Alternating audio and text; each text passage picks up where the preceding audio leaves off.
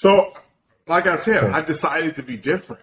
I didn't want to do it like everyone else. Like I said, most companies, they just want to exist on the shelf. And I knew it would be harder to try to figure out how to separate myself from my competition. So therefore, I went where my competition didn't exist. And that's what happened. And that's what really, really, truly changed our business. I mean, we've been featured. I've done over 40 Steve Harvey episodes on his TV show on NBC.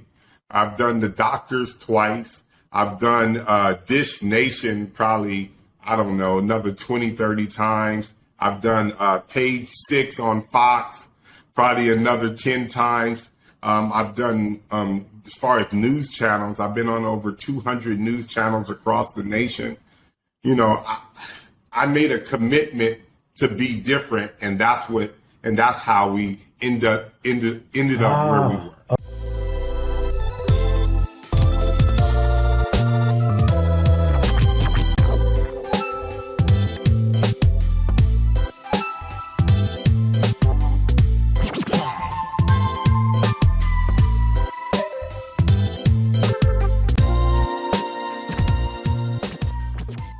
All right. Welcome, everyone. Welcome to Lanes of Mastery. Man, I have a very special guest today for everyone, including myself. Lanes of Mastery is a podcast where, for me, I selfishly started it because I knew so many people who were successful at things, and I wish I had time to talk to them. I wish I could say, hey, I know where we started, or I met you when, or I know you now, but how, like, tell me about how you got to where you are or why you are what you are. And everybody's a little different. So there'll be different people that are coming on with different lanes, right? But everyone's lane, they're a master in it.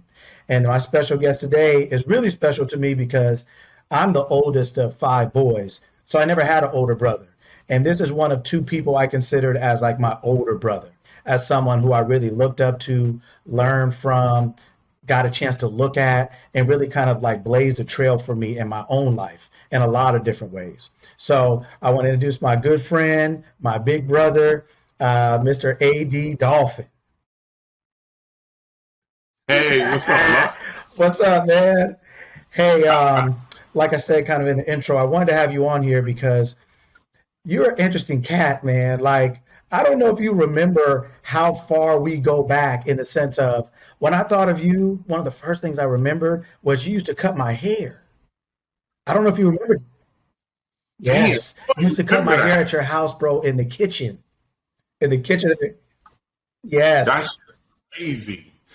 I definitely used to cut my brother's hair and some other people's hair. Yes, bro. Yes, wow. You used to cut my hair, right? That was one of the first things.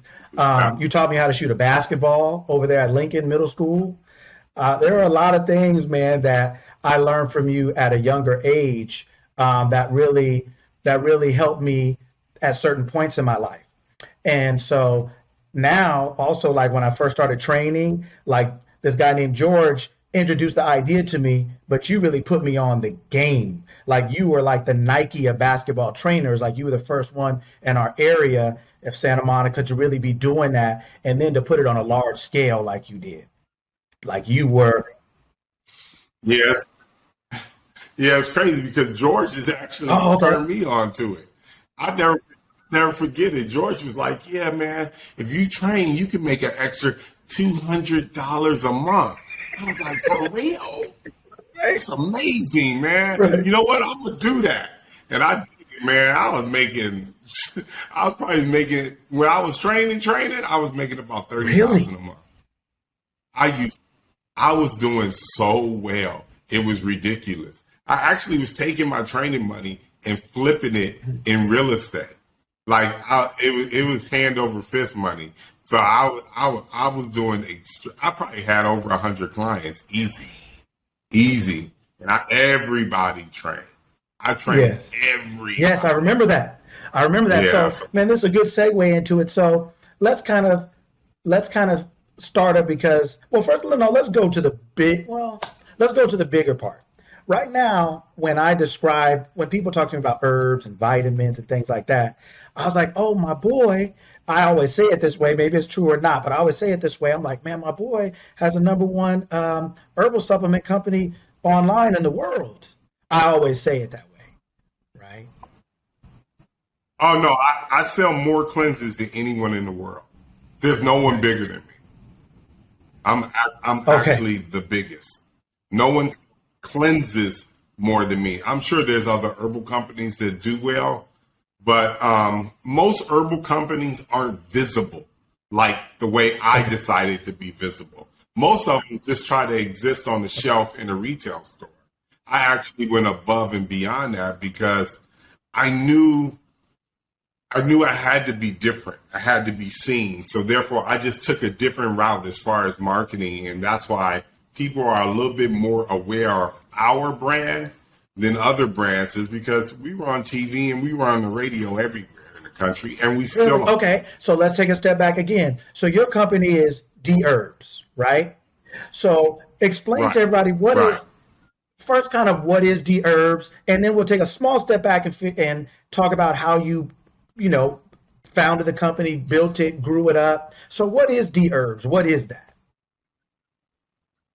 So G Herbs is a herbal company. It's a herbal formulation company, and what we do is that we make herbal formulas for your body for health and things like that. So we're probably one of the truly, truly natural herbal companies on the planet. A lot of companies tend to say, "Hey, we're natural," but when you look at the ingredients, they're not.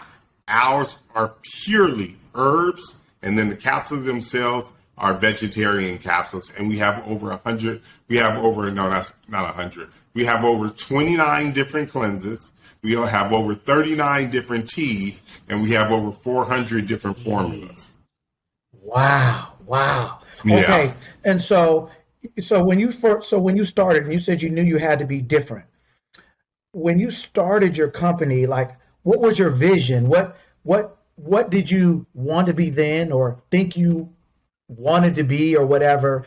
And how did you get that to where you are today? Because I've seen you on Steve Harvey, so you can talk about that too. But I've heard you on the radio, Right. seen you on TV with the most famous people, and it's like, wait, I've known him since I was like 12. Like what? So how did you do that? So, like I said, Okay. I decided to be different. I didn't want to do it like everyone else. Like I said, most companies, they just want to exist on the shelf. And I knew it would be harder to try to figure out how to separate myself from my competition. So therefore, I went where my competition Okay. didn't exist. And that's what happened. And that's what really, really, truly changed our business. I mean, we've been featured. I've done over 40 Steve Harvey episodes on his TV show on NBC. I've done The Doctors twice. I've done Dish Nation probably, I don't know, another 20, 30 times. I've done Page Six on Fox probably another 10 times. I've done, as far as news channels, I've been on over 200 news channels across the nation. You know, I made a commitment to be different, and that's how we ended up where we Ah, were. okay. Okay. Um, so what were when you first started this, what is like what do you wish someone had told you? What do you wish you had known when you first started that you learn now or know now or I wish they wouldn't have told me nothing.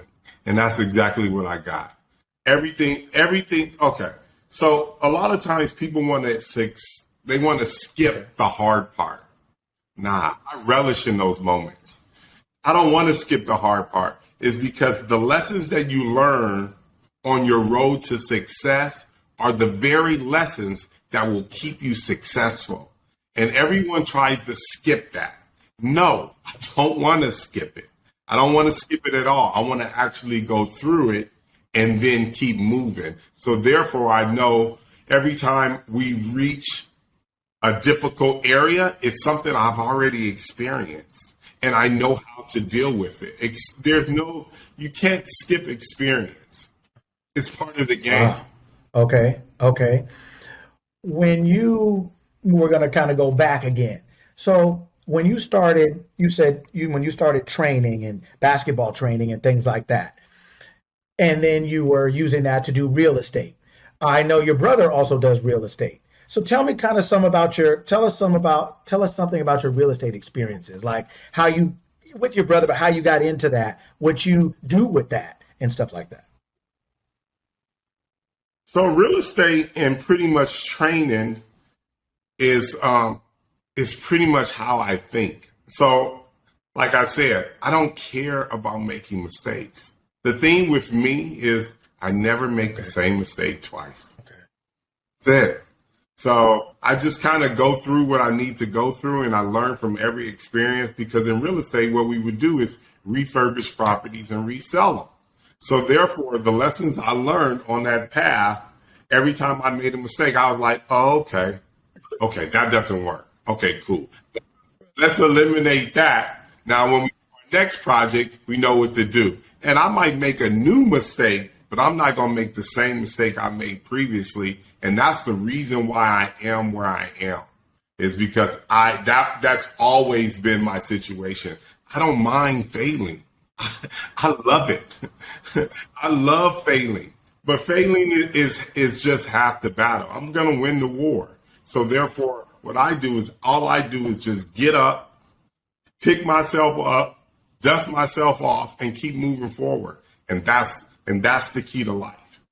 Being, perseverance, being able to just keep moving, and that's the key. One thing I always remembered about you was that you were a combination of like ambitious, aggressive, and I remember as far as in your self confidence and in the way you approach things. And I remember one day you told me, you said, I may not be the smartest dude out, I may not be the most educated dude out. You said, but my one superpower is I never quit.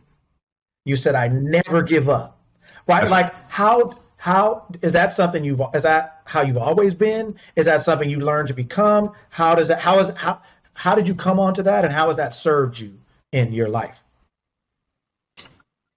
so what I realized about life is that you get better if you keep at it. And I learned that through sports. So therefore, when I first started playing basketball, I started in the seventh grade. So I started really, really late. So I was like, shoot, how am I going to do this? How am I going to be good at basketball since everyone else they started when they were 5 years old? How do I catch somebody when I'm 12 and 13 years old and they've been playing for so long?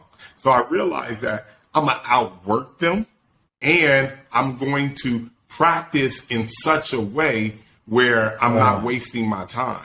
So, I would get up, I would dribble for an hour and a half. I would shoot for 3 to 4 hours. And that was my schedule. And what I noticed is the more and more I did that, the more and more I started catching people that was in front of me, people that were better than me. And so therefore I realized, wow, if you work at something, you will absolutely get better. And that's the thing that changed my life. So therefore I just kept working. So every time I would fall, I would just get back up and be like, I'm just going to keep working. And then eventually I became really, really good at basketball. And then that led me to believe, wow, okay, if I wanted to be a doctor, I could be a doctor. I just got to put in the work. If I want to be a scientist, I could be a scientist. If I want to be a real estate mogul, I just got to keep working and keep getting better. And like I said, for me, my thing was I don't make the same mistake twice. That's it. But that's what people won't do. They want to do the fun parts. They don't want to fall down. They don't want to get back up. Nah, I live for it. I live for it. I love it all. I love my failures as much as I love my success. And that's the reason why I became successful. And like I said, I just always since I've always known you, I've just always perceived your aggression, your ambition, and almost like a lack of emotion. Like you're like, nah, I'm just gonna do it, right? And so, so you've done so many things. Basketball, you had your own. I remember you had your vending machines outside the park. I remember you talking about real estate. You have your own company. You have your own herbal company. You have a restaurant, which we'll get into. So because you're ambitious and you're aggressive and you're not, super, emotional and kind of everywhere, you're very focused. Almost like you said, the way you train is, to me, is like the way you live. You're very like, almost like an assassin, a very just focused to the point person. How do you decide, as a result of that, how do you decide what you try to get into or not? Like, how do you make decisions on when somebody comes to you with an idea? Like, hey man, we should start at this, or hey man, you should do that. How do you decide what you get involved in and what you don't? Wow, that's something I kind of learned along the way because I would literally Okay. try everything. I was trying everything, so that means I was failing at everything. I'm failing over here, I'm failing over there, and I was like, wow, it's hard to get better if I'm failing at everything. So therefore, I just decided to focus. And I said, look, I'm going to accomplish this and I'm going to be successful at this. And once I get this down, then I'm going to move on to something else and move on to other opportunities. So what I did was isolate myself and kind of do one thing at once. A lot of times people do a variety of things, but I didn't truly become successful until till I got Dherbs where it needed to be. Then I could say, okay, now I can go do this. So that's what I kind of started doing. And that worked better for me. Now, I'm not saying that works. That's the answer for everybody. But for me, that worked for me. Okay. Okay. So you also have last time we spoke, you were talking about your restaurant, right? And so, Right. okay, and I don't even know Right. much about this one. So tell us about your restaurant, how you got into that, what the idea is. Well, the restaurant was just a fun idea. So and the restaurant was just a fun idea. So therefore it's called Chicken and Chips. The reason why it's called Chicken and Chips is because I played basketball in Australia, and anybody who's ever been to Australia, they know chicken and chips is it's on every corner in Australia. So what it is rotisserie chicken, French fries, gravy, and you eat it with a spoon fork. And so I said, that was one of my last ideas. I have no more ideas. I've done everything that was on my list. I had I had about 4 or 5 things on my list, and I said I'm going to try all of these things and see where I land. And that's kind of like that's what I did. So if you can, I want to go through some of the things you've done, and if you can, I want you to tell me maybe like a lesson you learned or a skill you gained from that experience, right? So let's say basketball training. Oh, right. So basketball training, what I learned is that you have to learn how to practice. If you can't, if you're just out there just dribbling the ball and just shooting, you already know that Yes. that's just so ridiculous. Like, can you imagine just standing there and just shooting at the basket for an hour? You're never going to get better. That's the hardest because you have to actually create scenarios and things that are happening possibly during the game that you may actually face. So, you might catch the ball, sweep it across, one dribble, pull up, boom. You might get to the ball, do the same thing, one dribble, pull up, then go around your back. So you got to create these scenarios. You have to learn how to practice. And like I said, so you have to have a systematic way on how to practice. And that's what I created when I did training. And that's the reason why most of the kids that I trained all went to college. Maybe not to the #1 school in the nation, but that was never my goal. My goal was like, look, if you work out with me, I promise you're going to get better. And that's what I did. So they reached a certain skill level within them, but most of them went on to play college basketball, which was my ultimate goal. Vending machines. So vending machines, I love vending machines. I still love that business. It was a cash business. Unfortunately, with vending machines, I ran into the issue with the city. So that's where, so during that process, I realized that you have to be well connected to do certain ventures. It helps. It would have helped if I would have known the mayor or the gentleman that I ran into, John Lynn, who basically ended my stint of having vending machines in the city of Santa Monica at parks. Just that kind of thing. So having those relationships, I realized relationships are really, really important on your success in certain industries. Real estate. So real estate was great. So real estate allowed me to include other people. So let's say if I got the property and then, I had a good friend named Howard. Howard wanted to invest in the property. And so Howard would give me money. I would work out some kind of contract and deal with Howard and create this deal that then therefore I would work towards. And at the end of the deal, I would sell the property. Howard would get his money and then I would get my money and then I would move on to the next project. So including other people and how to work with other people. That was a skill I learned there. So how to include other people, how to make sure, realizing that my success is their success and just kind of keep doing that. So including and working with others, I became really, really good at that.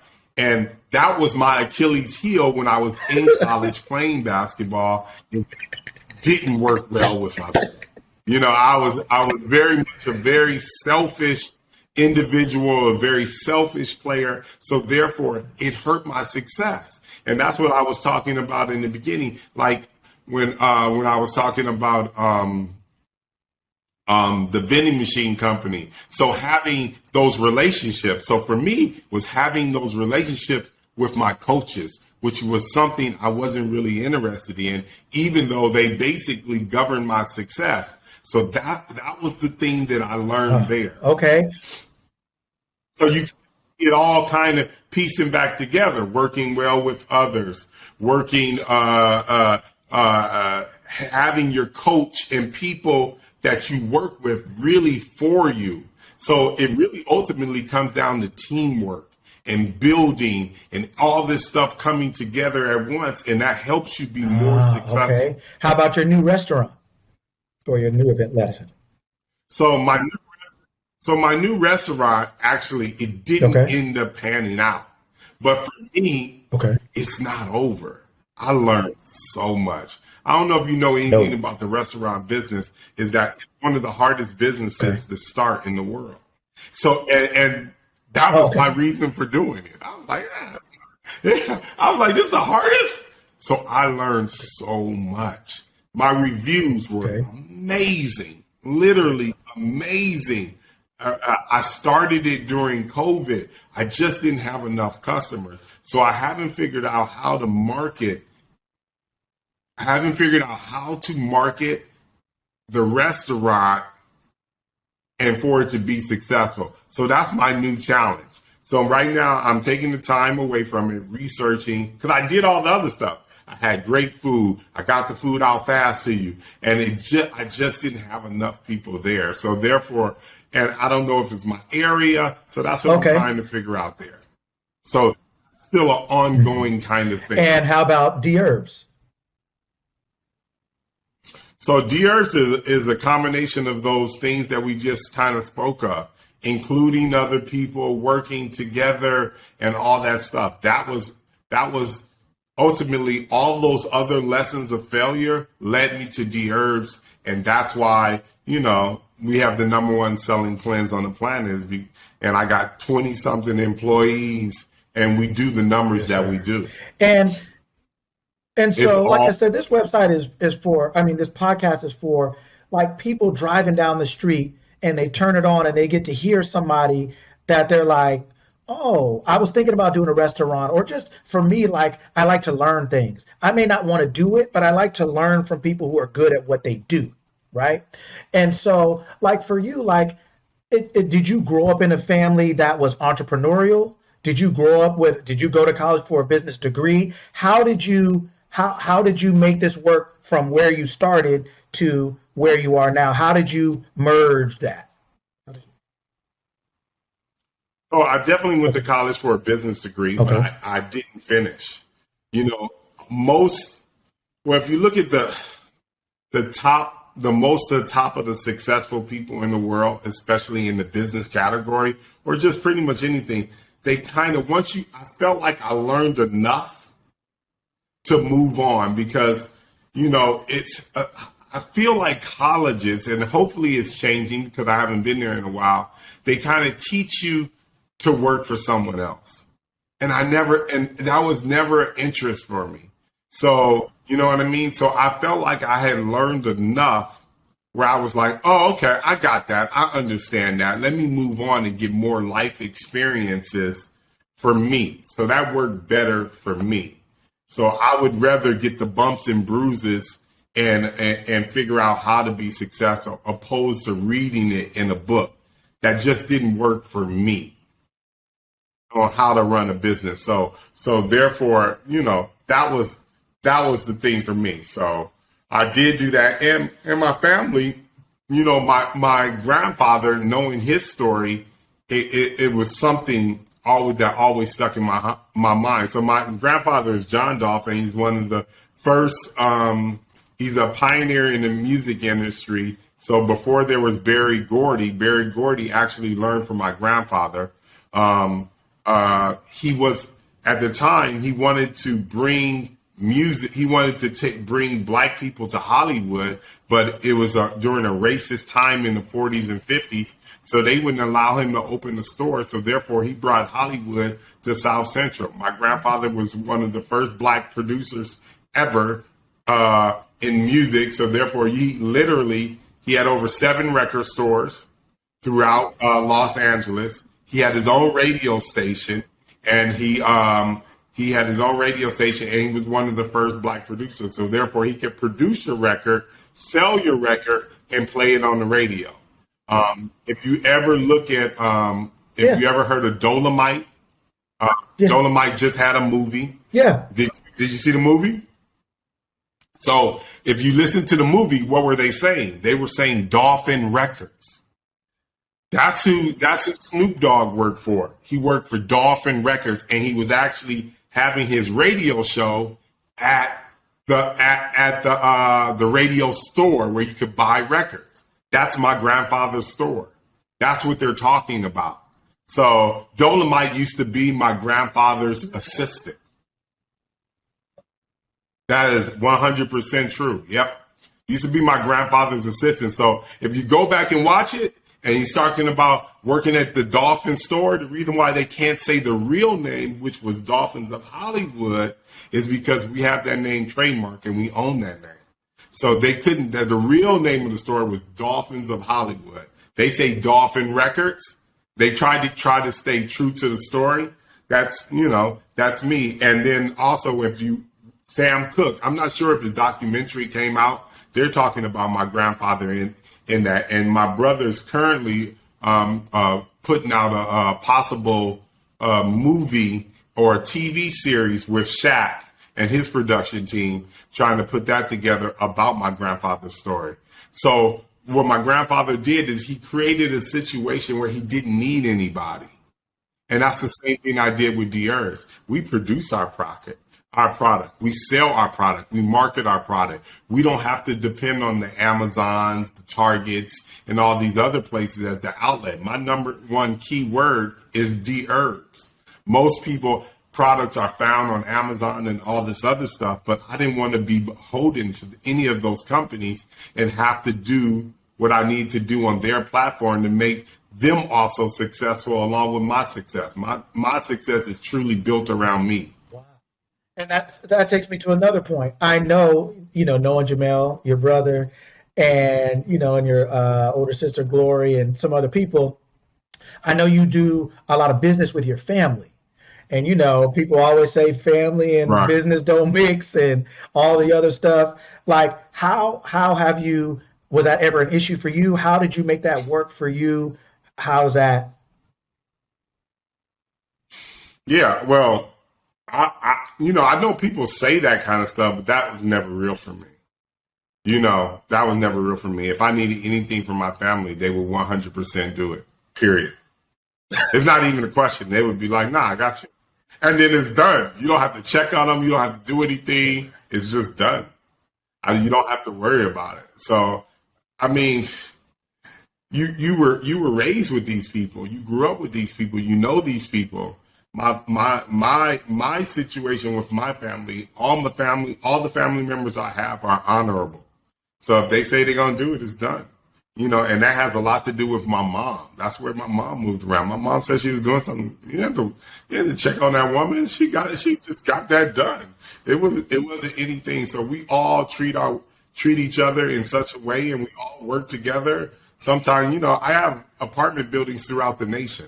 I have apartment buildings everywhere. So, and Glory's one of the investors in the apartment building. So that's just, we're always constantly working together to help push, help us become more successfr So we've always worked together, and that's never been an issue. And having all these ventures, apartment buildings, restaurants, Dherbs and properties and all these different things, people outside of your family, how do you approach hiring? How do you identify who you want to hire for people that either you don't know or that are outside your family? How do you deal with that? Well, in the hiring process, for me, it's always a feeling. So most of the people that work for me have been working for me for 10 to 15 years now. So we don't have a lot of rotation as far as hiring. Mostly when I bring them in, I try to treat everyone well. You know what I mean? And that's just what I do. So, we kind of set the wages where they're supposed to be, and we kind of keep moving. As Dherbs does well, we give out bonuses. I have floor seats to a lot of I have floor seats to Clipper games. I have apartments and condos everywhere. We allow all of our employees to have access for that. We do dental, we do health. Even though we're a small enough company where we wouldn't have to do those things, I do those things anyway. So a lot of time it's just how you treat people. You treat people well. Usually people, they do right by you, but some don't. You just get rid of them. They're not working out. There is a trial period in work. This within 3 months, you just let them go. If you get there and you're not really pulling your weight, I give you a couple warnings. If not, you're out of there. And we just move on. And I don't know if you've had the same ones or different ones for your different ventures. What have been, who have been some of your mentors in life, or people that you have taken you under their wing or worked alongside of you, or just shown you how to level up your stuff as you've gone along? Yeah, well, I have a lot of mentors and different mentors. Probably the one that we both know is John Hines, Mooch. So Mooch is definitely one of my mentors. He always treated me with kindness, and he showed me the importance of kindness, and he leads with kindness. And that's what I did. He was tough on me when he needed to be tough, and he was kind to me when he needed to be kind. And that's pretty much kind of like how I am. Another mentor is Howard Deutschman as far as business goes. The one thing I noticed about Howard is that he was always fair. When we did real estate deals, and he didn't want everything. He didn't want the most. He was like, let's just figure out something that works for everybody. So I lead with that. Let's make sure it works for everybody, because that's what it needs to be. And probably another thing about Howard that really impressed me is that, like I said, he was always kind. I love that. You know what I mean? He was always fair. He was always kind. And I noticed that a lot of people tend to I always wanted to include him. You know what I mean? I didn't need to include him. I wanted to include him just because of the way he moved around. And if I could make it good for me and him at the same time, then that was a good deal for me. One of the things, like I said, when I was young, you were the first, trainer out there doing it. So when George got me into the game, like he got you into the game, he wasn't there though. So what I had to look at was you. So a lot of my training I took from you, whether it was the footwork or the drills, or like you said, like the concise, succinct, like how to practice, how to master your time and not just be out here sweating and doing some old craziness, right? And so one of the things that I also got from you was that you always help me. You always used to say, look, I got what I want, so I don't care what you get. Get whatever works for you, right? So you put me on to schools, or you put me on to Howard, and with Matthew, and Matthew's my daughter's godfather, and all these different things, right? And so one thing I never got from you, I always got help. I never got hate. I never got jealousy and all the other stuff. Yeah. And so one, I wanted to thank you for that, but two, like how I know you and I at the gym at some point both got hated on by some people, but how did you deal with that then, or how do you deal with that now if it comes into your life as far as your business in the business world and things like that? How do you? If you're not getting hated on, then you ain't doing something right. Yeah. You know what I mean? And it just brings out the worst in people. But like I said, I learned from a place where I led with kindness. That was always my thing. Kindness and tough love. So in certain, depending on what it was, that I was always kind to people. And I didn't care about people hating on me. Right. I always thought it was funny. I was like, you're mad because I'm training. You know, you're mad because I'm training. I'm not training your kid. I'm training someone you don't know, and you're upset because I'm training. You know what I mean? Basketball didn't work out for me in such a way where I could go to the NBA. So I had to find my version of the NBA, my version of where I would be in basketball. And that's kind of like what I found. So as far as training, I was good at it. You know what I mean? So I was more of a technician. I could break down footwork. I could see certain things. It just became something that I see. But that was the way that I practiced. So I just became, that's the way I always looked at stuff like that. Because I didn't want to just be out there just, like I said, just dribbling and shooting, because you ain't going to get better like that. You got to actually do drills to get better.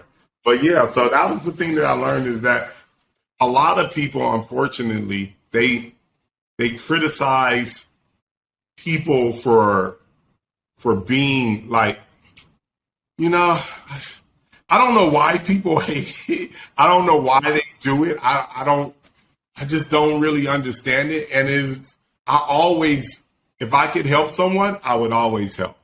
If it made sense to me, I would always help every single time. If a lady on the corner, if a lady's in front of me and she couldn't pay for her groceries, I would just pay for it. I would always help if I always could help. But that just put me in God's favor. God just looked after me and took care of me because of who I was and the way I moved around. That was it. But yeah, you're going to always run into haters. It's actually kind of funny. So whether it was training into something else, or, property into Dherbs, or whatever else it was, how do you know when you're adding something, or when you're adding to eliminate something else? Meaning, like, how do you know when it's time to go from something you're doing into something else? How do you know when you can add it, or it's like, I'm adding this and I'm eliminating that? How do you know that? I think when you get to a point where you feel like you're forcing it. So it has to, you got to do things, at least, like I said, everybody has a different way of doing things. For me, I don't force it. If it becomes so hard and so tedious that I'm forcing it and I'm not enjoying it, I'm not enjoying the process. Now, like I said, you're talking to someone who doesn't mind failing. I look forward to it. So therefore, if I felt like it became this tedious job, then that's when I start to pull back. That's when I kind of stopped doing it. So for me, if I'm forcing it, that's okay. What I would probably say. What is something, I think you talked about it like in teamwork and things like that, but what is something that you learned, that you made a conscious effort to learn how to do, that you knew you didn't know how to do before or would not have done before, and that you felt like helped you be successful? Like, I gained this new skill or this new way of thinking, or I'm doing something on purpose that I know before I wouldn't have or didn't know how to do. What do you have anything like that? So I would say, if you look at like when I started a herbal company. So I started a herbal company in 2004. So therefore, I'm gonna start this internet company. I'm gonna get out here and do this. I didn't have email luck. Very first email is Dherbs 2004 at yahoo.com. My first email. I started an online business and I didn't have email. So to show you that, hey, this dude is up for anything. and I'm all about learning, and I really am. But probably that was one of my hardest tasks. Especially, I was like, how do people website come up first? What is an organic search? What is SEO, search engine optimization? I had to sit there and learn every single thing so I could understand it, how to be successful on the internet, and I wasn't afraid of it. So, like I said, it's just kind of like who I am, man. Yeah. Started an internet company, didn't have email, didn't even know, understand it, didn't know shit. I just went for it. I was like, nah. I said, you know what? I don't make the same mistake twice. I'm not scared of failing. I'm gonna be successful at this. And I just put my foot down and just kept moving forward. And it paid off and it worked. So, kind of speaking, like talking about starting something without an email and you developing that, how do you develop new skills if you need them, or how do you keep your mind sharp enough to keep moving forward, or whether it's new ventures or expanding current ventures? How do you do that? So for me, what it is that a lot of times people go get all these people that's successful at different things. I struggle with that because one, I don't know what's what unless I get into it. So for me, what works for me is I get into marketing and I do all these things and I discover all the prices before I hire that marketing company. So that's how I do it. You know what I mean? I would get out there and really, really work out. Like, let's say if I wanted to learn how to play basketball, I would actually do it on my own for a little bit, maybe for the next 6 months, and then hire a trainer. So therefore, I can understand where I'm failing at, the things that I struggle at, how this person is approaching it. What can I learn? Okay, what's the price? You know what I mean? So I can learn all these intimate details so I can be successful at something. And that's always been my approach. I didn't start off hiring a marketing company. Me and my brother went to school for marketing, and me and him was steadily figuring it out. So therefore, once we had figured out what we needed to figure out, we hired a marketing company, and we kind of knew what the prices for these radio station and TV station was charging. So therefore, when they told us the price, we knew who was being honest with us and who wasn't. I had experience in that whole thing, so they cannot lead me astray. So when they tell me, Steve Harvey's going to cost you $200,000 to do the radio station, I already know the price, and I know that ain't the price. I know what it is, so I know when I'm being overcharged. I gained all this know-how because I actually spent the time to do it. Okay, I remember last time I saw you, and we were driving in the car going to get something to eat, and you said one of the things that your brother was trying to convince you to do marketing on the radio or marketing on TV or something, and you didn't want to spend the money, and right? But that comes from my brother, and that's the reason why you got to surround yourself with people who think differently than you. So my brother was like, we need to market. And I'm thinking, we need to save. So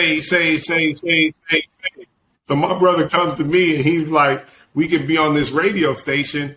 And he came up with this marketing plan. And he was just like, we need to do 2 interviews on the radio station, one in the beginning, one in the middle, and we need to do live reads every day. And we need to do that for a month. And I was like, okay, it's an interesting concept. I was like, how much is it going to cost? He was like, $12,000. At the time, we was only making $60,000 a month. So I was like, hell no, I ain't doing that. $12,000,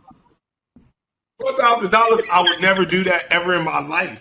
But then, my brother being who he is, he's like, all right, let me go back to him. And he didn't take offense to it. He was like, let me go back to him. Let me see if I can work with the price. So then he came back and he was like, they said they'll do it for $11,500. I was like, fuck that. I ain't doing for $11,500, $11,000. No, I ain't never. But that was my mentality.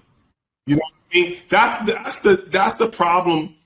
That's why it's so hard when you come from very, very humble beginnings. You can't really see certain things you can't see. So then I was like, no. And then my brother he kept coming. He got the 10.5. Finally, I said, look, they do it for under 10. I'll do it. He just literally wore me down. Like I said, at the time, we were only making $60,000 a month is when we first started. So we did it. We immediately went to 120,000.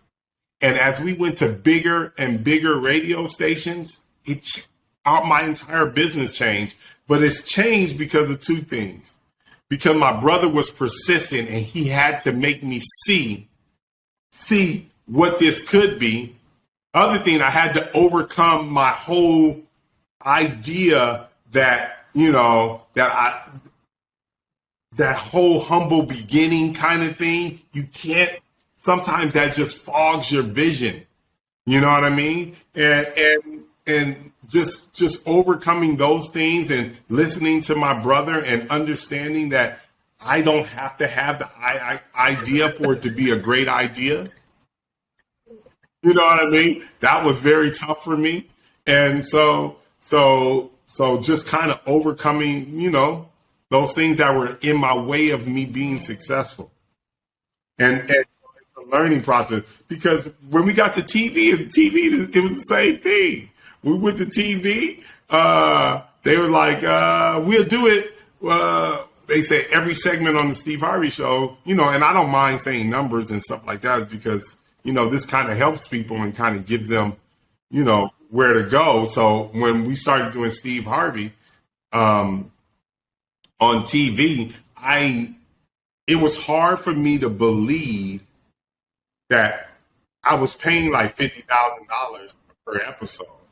And I was just like, and when they told me the price, I talked to my brother first, and he's like, yeah, let's go. I was like, it's 5 minutes. How is 5 minutes going to change our business in 5 minutes? At least on the radio, when we pay for these things, you know what I mean? When we pay for these things on the radio, it's for the whole month. So it was hard. So that was me again. It was hard for me to understand that how 5 minutes can change my business, but it did. It really did. It changed our business. We'll pay like, $50,000, but at the end of the episode, we'll make $250,000. And then by the end of the week, I had made $500,000. But that was because like I said, you got to surround yourself with people who don't think like you.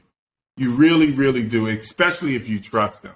Because a lot of times when you're used to being the leader and you're used to being, my brother was facing so many different things. I was used to being the oldest. I was used to being the most knowledgeable. And I was used to, that kind of stuff. So he had all those things kind of working against him. And he had the best ideas, to be honest. He had the best ideas. I'm great at running a business. My brother is great at seeing the future for our business.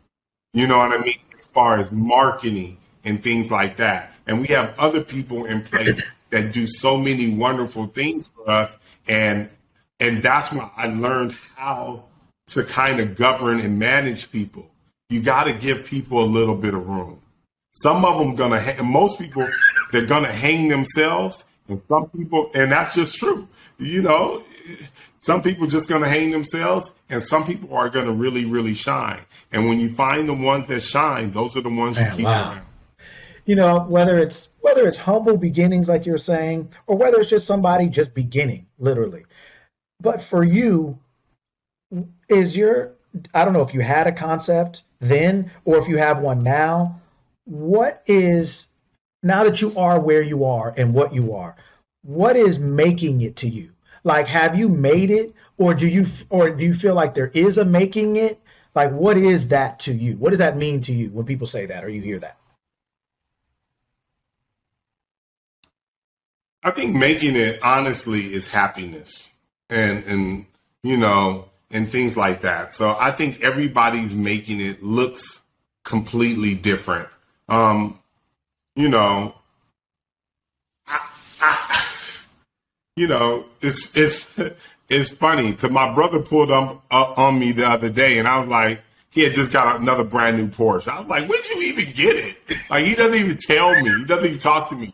And we all have a lot of stuff. You know what I mean? We have like tons of stuff, but I think ultimately making it is happiness. So big houses.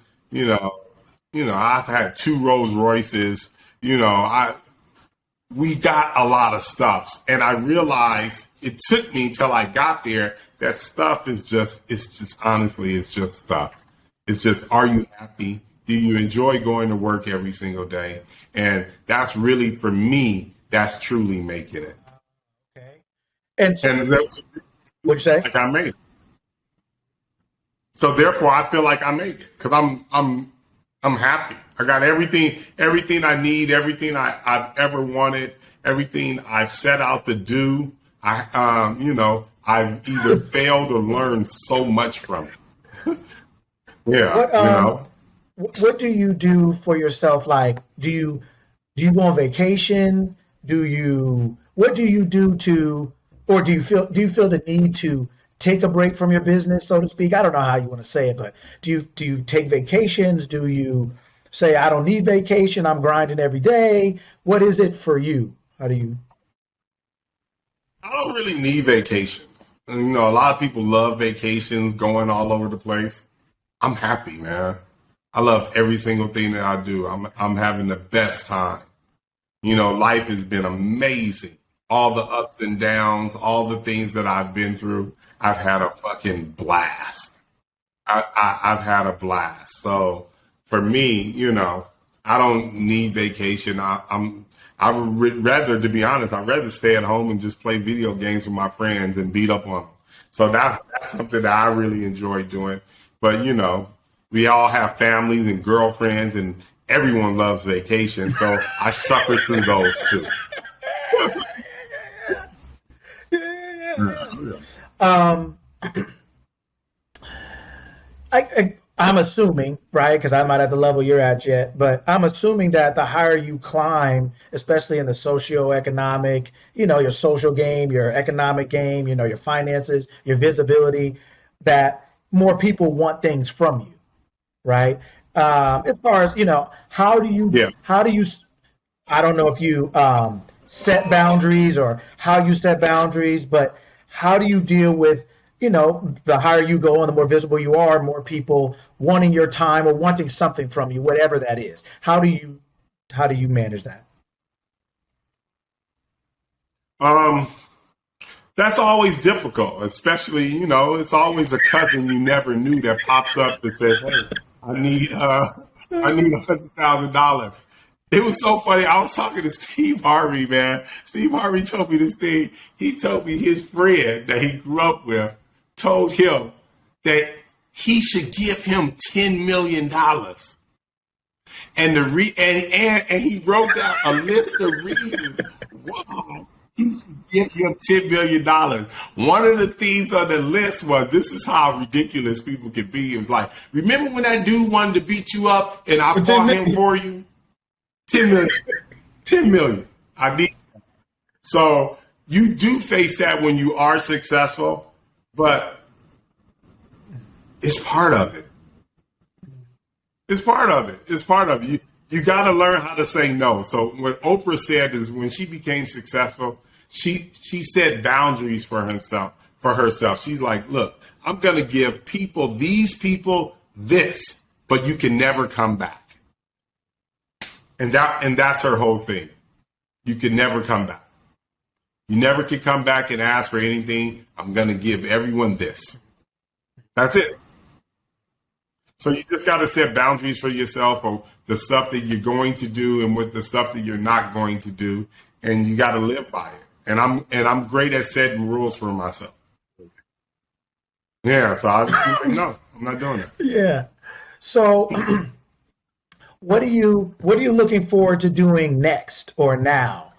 Is it, whether it's personally or professionally, what are you looking forward to now? Man, I can't wait till one day I can just come and do nothing. God, everyone said, you're not going to do it? Yeah, I'm going to do it. I'm going to do nothing.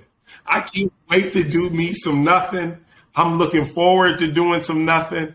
I worked hard for a long, long time, and I'm looking forward to some nothing. I'm looking forward to putting my family in a position where the next generation, they don't have to work as hard as me. And that's why I think family and success is really, you're supposed to try to help the people that come behind you. So that's what I'm doing this. I'm doing this for them now. So therefore they can work a little less and take it above and beyond where I got it. Wow. Are you still out there hooping? Or are you retired? Or you? I don't play at all, but I'm definitely in the gym, and I can see you in the gym too. But I'm in the gym every single day, so I lift weights every single day. I work out every single day.